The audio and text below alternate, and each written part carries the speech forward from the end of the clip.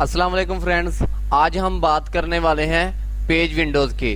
तो दोस्तों स्टार्ट करते हैं। अगर आपने अभी तक मेरे चैनल को सब्सक्राइब नहीं किया तो सब्सक्राइब ज़रूर कीजिएगा और बेल आइकन प्रेस करें।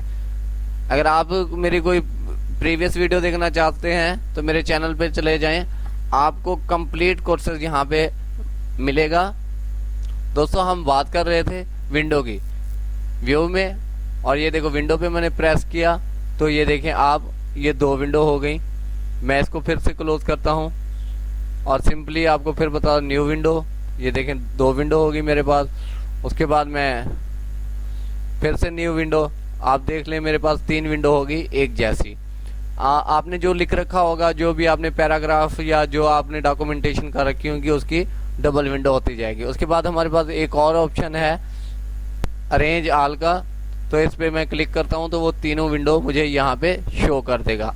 आप जिसमें चाहे एडिट कर सकते हैं, टाइटल चेंज कर सकते हैं, कुछ भी आप चेंज करना चाहें तो कर सकते हैं। मैं सब विंडो क्लोज करूंगा और आपको लास्ट वाली विंडो पे लेके जाता हूं।